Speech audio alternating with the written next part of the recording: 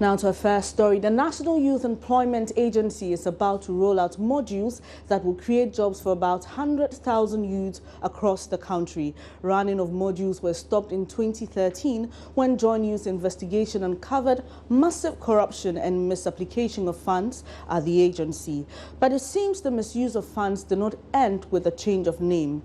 In our latest investigation into the operations of the YEA, Manasseh Azure-Awuni found that the Minister of Employment and Labour Relations, Haruna Idrisu, spent over 900,000 Ghana cedis of the agency's money on a government delegation to a conference. Manasseh currently joins me now in the studio with more. Hi, Manasseh. Hello, Bernice. All right, tell us more about this expose, if we may call it. Okay, with this expenditure, what really happened was the minister wrote a letter dated 12th of May, that's Haruna Idrisu, to the YEA, requesting an amount of $230,960. That's if it's converted, and the conversion was done by the YEA, and it amounted to 900,745.68 Ghana cedis. And this money was to be spent on one conference, that's the 104th session of the International Labour Conference in Geneva, Switzerland. And this is how he started the letter. That, as you are aware, part of the Youth Employment Agency budgetary funds are to be allocated to the Ministry for supervisory activities. You are respectively requested to process and transfer the city equivalent of the amount given here. And what sources in there are saying is that this is misapplication of funds, and it is based on the law governing the YEA. The law, that's section 24, states what the money there should be used for. And I just want to quote what the law says, that the agency shall apply its funds, A, to support youth employment through skills training, entrepreneurship and internship, B, for the payment of allowances of the beneficiaries on the internship modules, C, for the training of a beneficiary in a trade or vocation, D, for payment of service providers who are contracted by the agency to implement specific modules developed by the agency, and E, for the administrative expenses of the agency and oversight supervision by the ministry, which shall not in any case exceed 5% of the funds. So what this means is that if the ministry can take any money from the YEA, formerly known as JIDA, then it should be for supervisory activities of the agency. And now you are taking this money to a conference in Geneva, Switzerland, and this does not fall under what the law actually says. Okay, so you've been speaking to Haruna Idrisu, and what has he been telling you for those of our viewers who are not privy to that interview? Well, when we put the question to him, he actually spoke generally and even raised issues that are not related to this. But he promised to come back yesterday. But what he's basically saying is that he has not done anything wrong, and he doesn't see anything wrong with what has happened. So he agrees with the figures that you... Yes, he did not challenge the figures we mentioned here. And these are the letters. This letter is signed by him. Okay. And earlier, that's 2 months earlier, he had demanded over 129,000 Ghana cedis from the YEA to attend another conference in Geneva.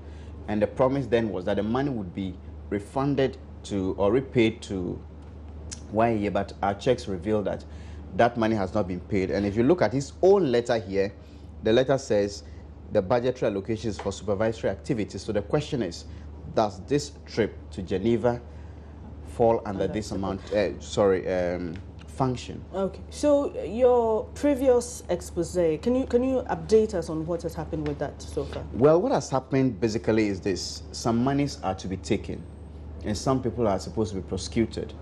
What I know is that only one official, that's Abuga Pele, and Philippa Sibit of the Goodwill International Group, they are in court. And there's also another case of a young man who was supposed to have taken some money. He's also in court.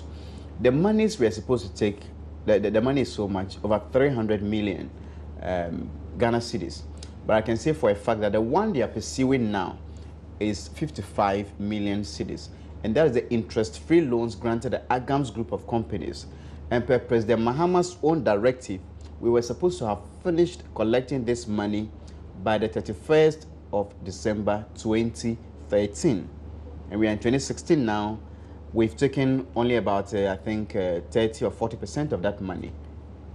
Okay, thank you, Manasseh. We'll leave it here, but we'll continue with this in our subsequent bulletins. Now, away from that, drivers operating at the Circle or Dorna and Neoplan stations here in Accra had until yesterday to relocate their lorry terminals to a new location given them by the AMA to make way for the ongoing construction of the Circle flyover.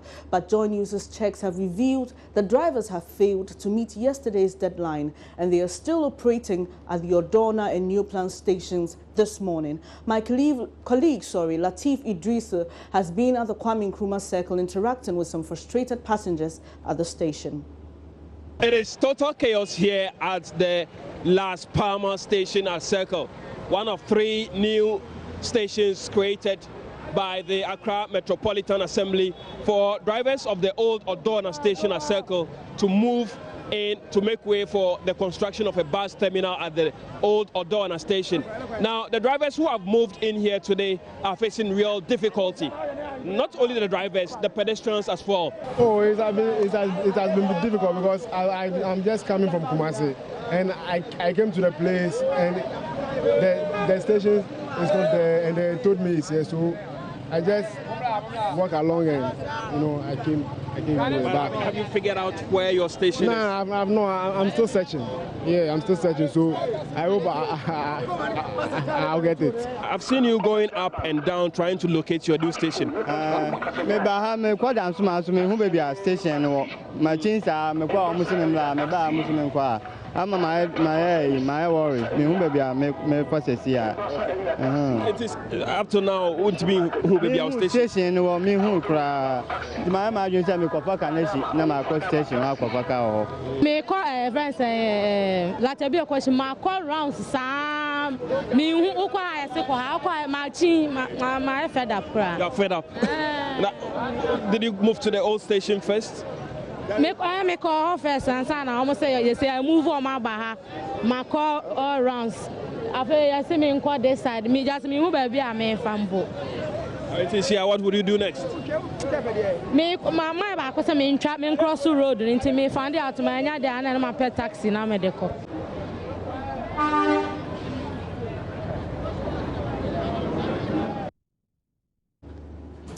In a separate interview, the trustee of the Odorna GPLTU brand told Joy News the leadership will put strategies in place to ensure that the defiant drivers are moved to the temporal station by end of day today.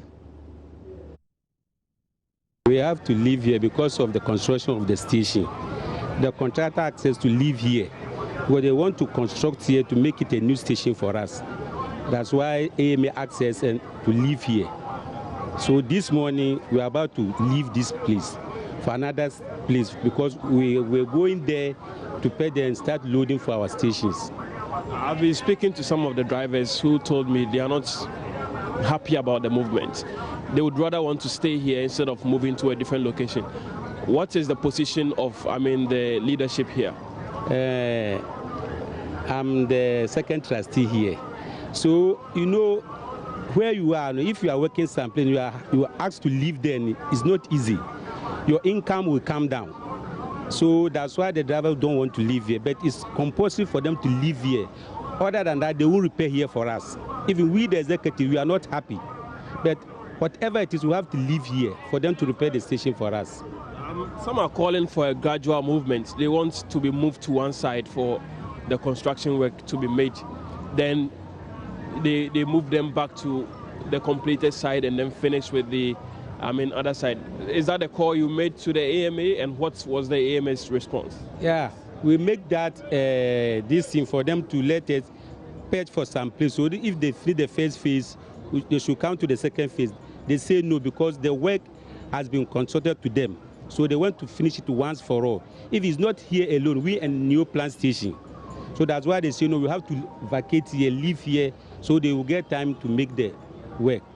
Are you waiting for the contractors to move to site before you move? No, we have to move first before they come and start the work. That's why we are living here today. So if you live here, we are going to let them know that we live here, so they will come today and look at the park, so tomorrow they will start the work. So as long as you stay here, the contractor wouldn't move? That one, if we are here, they can't come and do the work. Yes, you know, we drivers, we are like school students. You know us already. So we have to live here. We executive, we have to look at them so everybody live here. So tomorrow the work will start.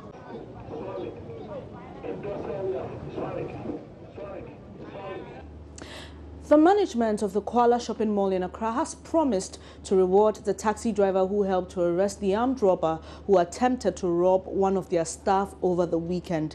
The robbers, Abali Kusani, 35, and Okokweku, 30, who were on a motorbike, shot at the lady in an attempt to take the company's money she was carrying.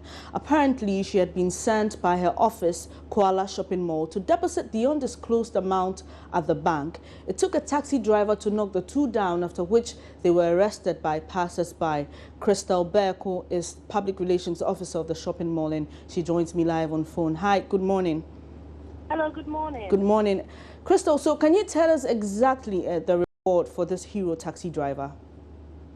Yes, we are going to be getting him a car. It's the least we can do for his bravery. I mean, he was definitely brave for what he did to save our colleagues. So yes, by tomorrow or Wednesday even, we will have updates of this car for this brave taxi driver.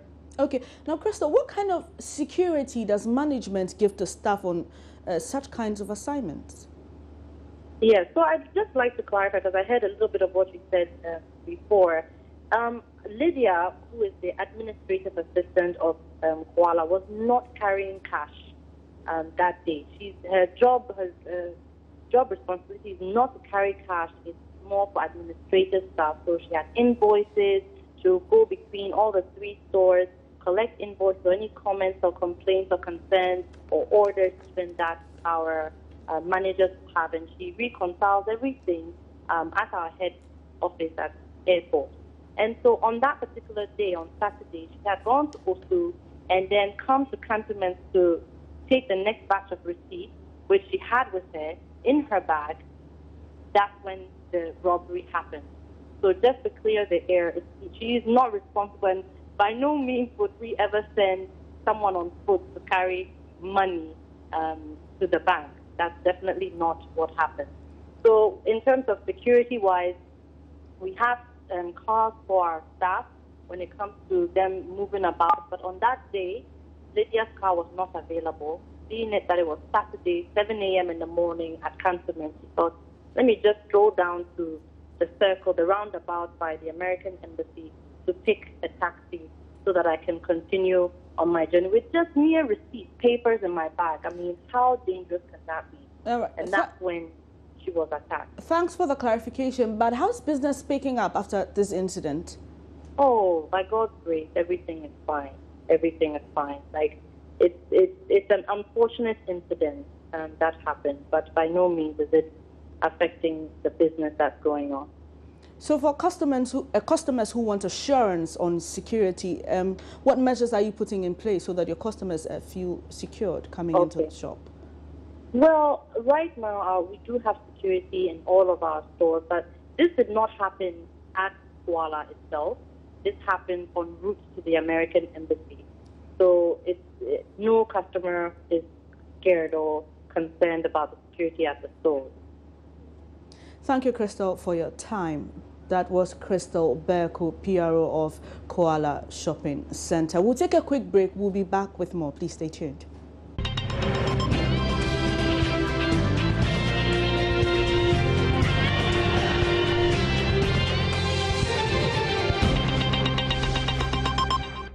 Thanks for staying on Joy News today.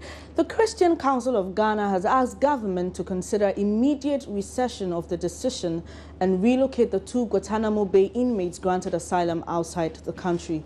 According to the council, it has observed with grave concern the lamentations and fears being expressed by most Ghanaians since news broke about the relocation of 2 Guantanamo Bay inmates with Al-Qaeda ties to Ghana. It observed that the non-engagement of civil society and other stakeholders on such a sensitive security issue that affects the common good of the nation has put all of us at risk, and as the ordinary people don't know what is required of them in the current potential security threat. The council intimates, in fact, the whole process lacks transparency. General Secretary of the Christian Council of Ghana, Reverend Upini, has been speaking to Joy News' Roland Walker earlier on the AM show. We represent a constituency. We're only reflecting a reality of the people we represent. Exactly. Your constituency. And you realize that there's a level of uncertainty, there's a level of fear among some Ghanaians. And what we are witnessing now, around 2007 thereabout, U.S. government wanted to establish its African Command base in Ghana. Now, what we are witnessing now, the sentiments expressed were almost the same sentiments that were expressed. And as a result, the U.S. government changed the idea of establishing the AFRICOM. They wanted to go to Nigeria and other African countries. They all objected. At the moment, AFRICOM, U.S. African base on such issues, terrorism and all that, is based in Stuttgart, Germany.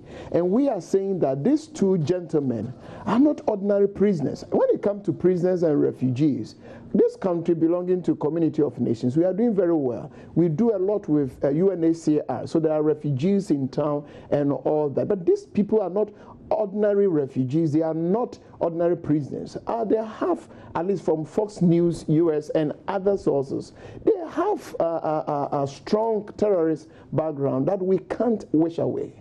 But we're not the only countries accepting such reject or inmates, or those who have been deemed now not very volatile, violent, etc., even though they have ties to Al-Qaeda. There are other countries around the world. Why should we be different? No, why shouldn't we be different? Our challenges are different. For instance, if I drive on the street of Germany and London, there are cameras all over. You jump red light, you go home the next morning, you get ticket.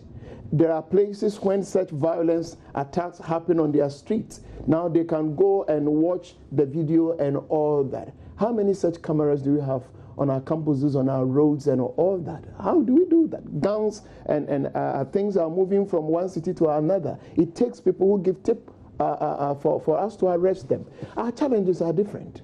Our challenges are different. Some of them have even been sent to their home countries. So why? The police have arrested 16 nurses who went to the Flagstaff House to picket over unpaid allowances. Joy News' Jennifer Ikwamo has been to the scene and brings us this report. What was initially planned to be a peaceful picketing in front of the Flagstaff House has taken a rather unfortunate turn as 15 members of the Registered Nurses Association of Ghana have been arrested. The registered nurses had planned to meet the president and present their problems to him as concerns their verification and later employment. Unfortunately, heavy police presence surrounding the Flagstaff House has forced the registered nurses to come and meet in front of Christ the King School, thus destabilizing their momentum. Today we decided to organize our colleagues here so that we can see the president himself, because we have been following up to the ministries. We've not gotten any reasonable responses from them. So we decided to come here. But I just came here and I realized that some of my colleagues have been arrested to the police and we don't know where they've sent them to. So now I don't even know how to do. Now my people have been dispersed because they said the police came here this morning to arrest some of them. So some of them too decided to run away. So now they have been dispersed. The reason why we came here was that if you go to the ministry, they will tell you they are working on our issue. But up to now, we've not gotten any reasonable distance. And we've been in the house for almost 2 years now. So we decided to come and see the president himself to see how far our postings have been and when he's going to post us. So that is why we came. We came here very peaceful with our uniforms. We are not here to demonstrate. We are not here to do any picketing. We just wanted to gather at one place and peacefully move to the place. That's what we wanted to do. It's about our posting. We've completed school for the past 2 years and we're still in the house. That's why we're on the streets demonstrating. So, and the reason is some of our mates have been posted while some are in the house. So we don't understand what is going on. That's why we are still on the streets, wanting to know what is the real cause, why we are still in the house. I school last 2 years. I think the 2 years that you want me 2016. We have been out of school for 2 years with no jobs. We have been idling about at home. Our neighbors think we didn't get the required results to be employed. I have always thought our services were really needed, but we have been home with no jobs. We have become burdens on our parents when we should rather be taking care of them. It is not right.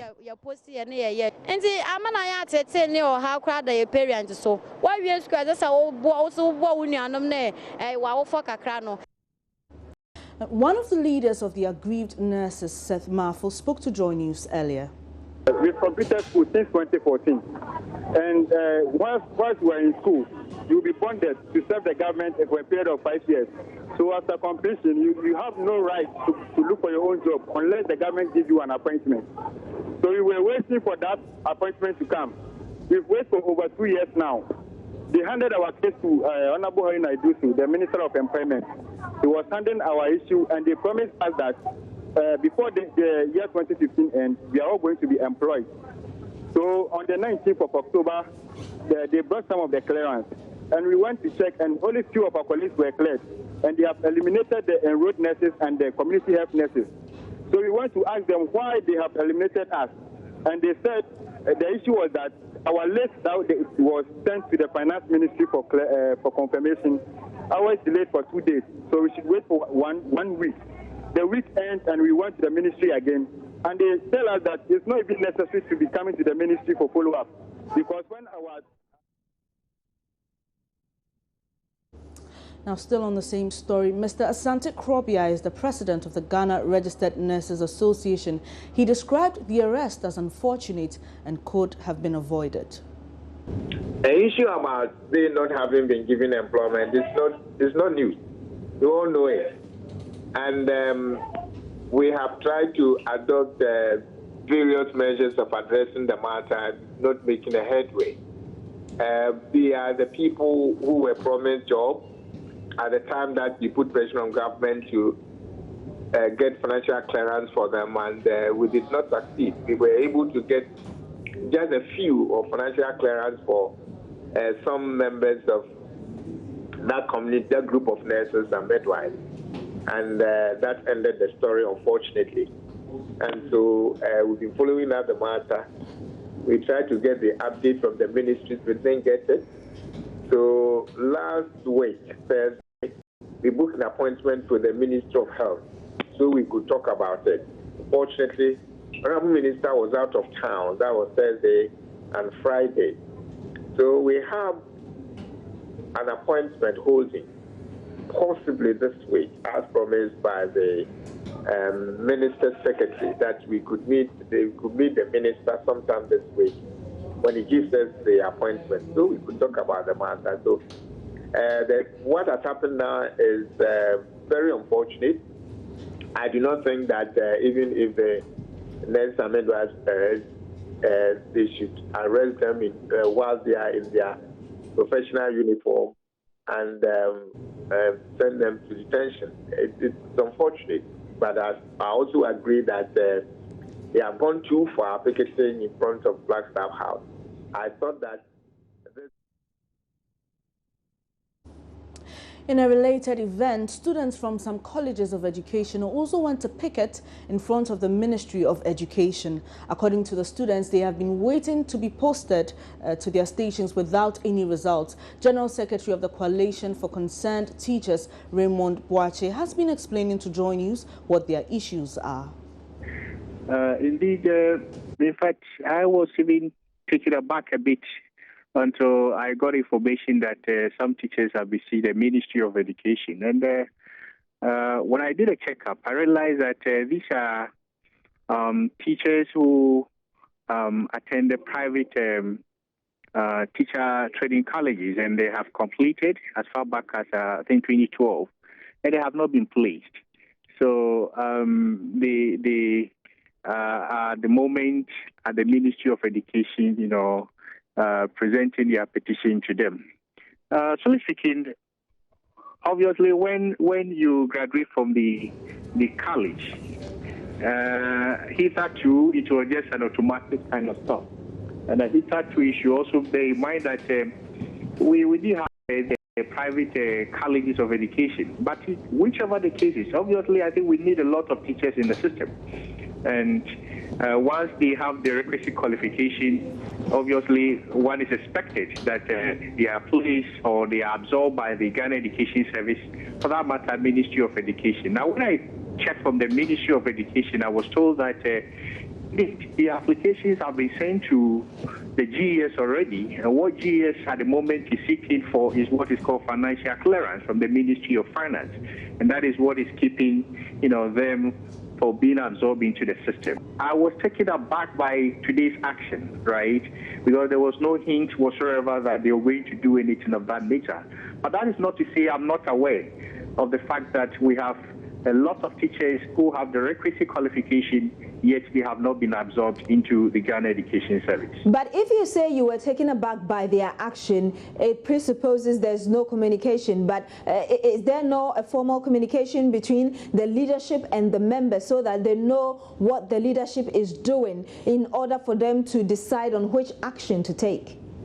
Well, thank you very much. You see, our operation or modus operandi, once you have not been recruited into the system, you are not a teacher, right? You become a member of a union only when you have been absorbed into the system and you are paying your membership dues and all those things, right? So these people, once they have not been recruited into the Ghana Education Service, we cannot say that they are members, though they are our potential members, you understand. So it's not like they are members of coalition of concerned teachers who have besieged the premises. Away from the education sector. For 6 years, a group of young men and women who have the desire to make the world a better place have organized a program in which they use diplomatic means to understudy the United Nations system in what has become known as the Ghana Model United Nations Summit, GIMN. Every year, the group rallies like-minded people from over the world to Accra to deliberate on pertinent issues affecting the world in a simulation of the UN General Assembly. At the end of every conference, a communique is sent to the Ministry of Foreign Affairs to be delivered to the UN. This year, the theme for the conference was Pursuing the Sustainable Development Goals, reaffirming the relevance of the United Nations in achieving a comprehensive global development agenda. Organizers of the show explained the reason for this year's theme earlier on the AM show. The theme, which is Pursuing the Sustainable Development Goals, reaffirming the relevance of the United Nations in achieving comprehensive global development agenda. The reason is that the United Nations just turned 70, and despite its challenges, people feel that the United Nations is not doing well. So we decided to fuse the global goals which have been just also adopted to help better the lives of the people of the world in the next 15 years.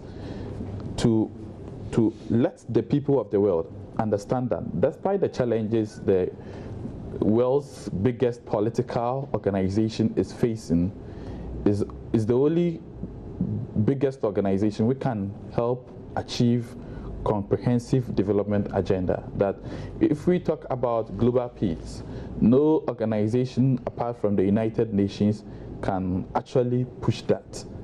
Yes, individuals may play their roles, but it's the United Nations which would push those people to act more. Joy News Today takes a quick break. We'll be back with business.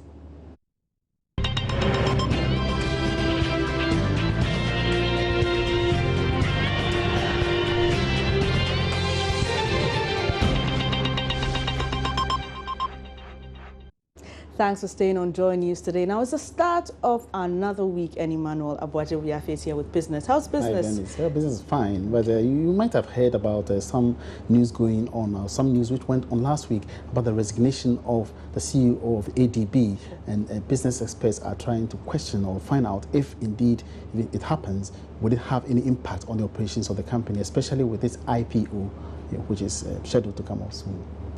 All right, so you're welcome to Joy Business. My name is Emmanuel. There appears to be some level of uncertainty surrounding the ongoing initial public offering of ADB.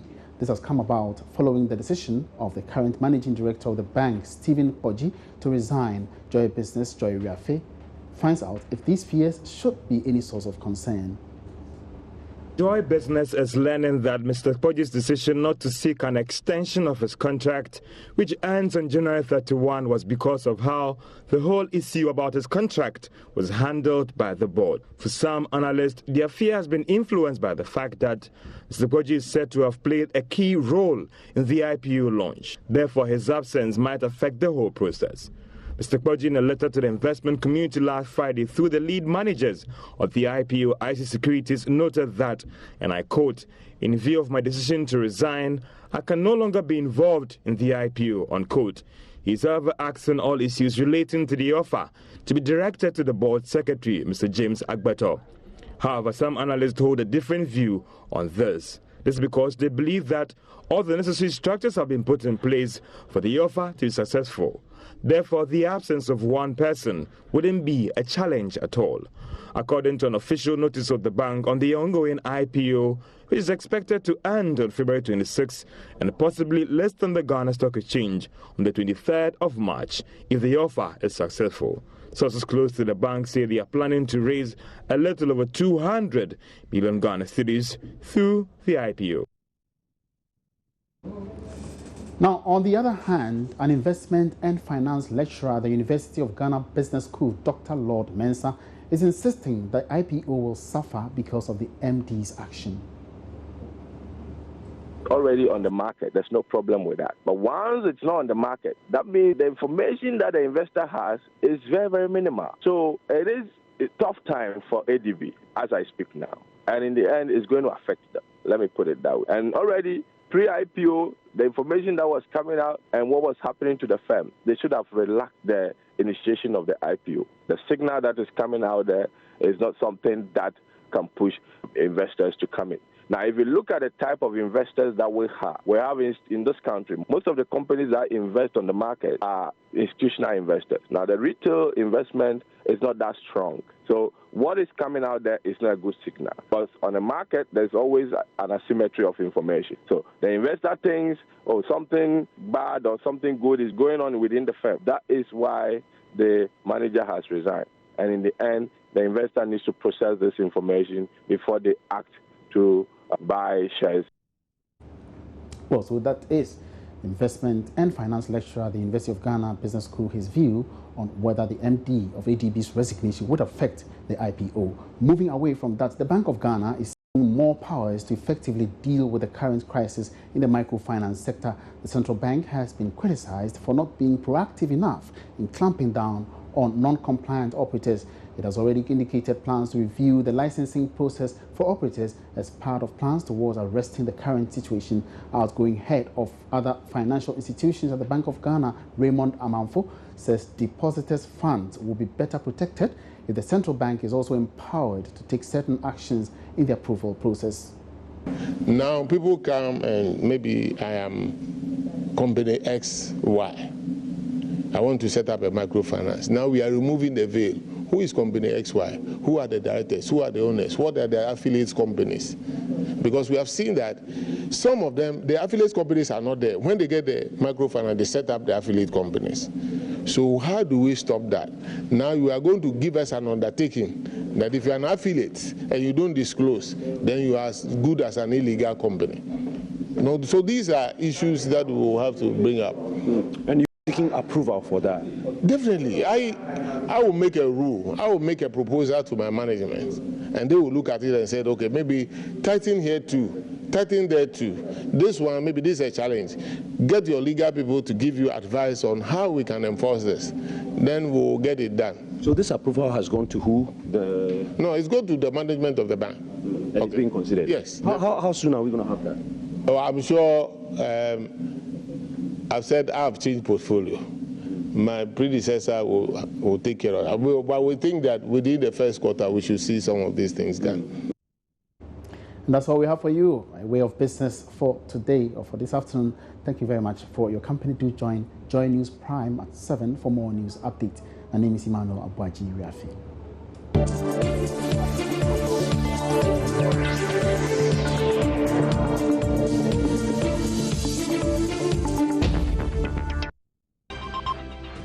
Joy News today. For more news, kindly log on to myjoyonline.com. I'm Benes Abubedu. Thanks for watching. For the rest of your day.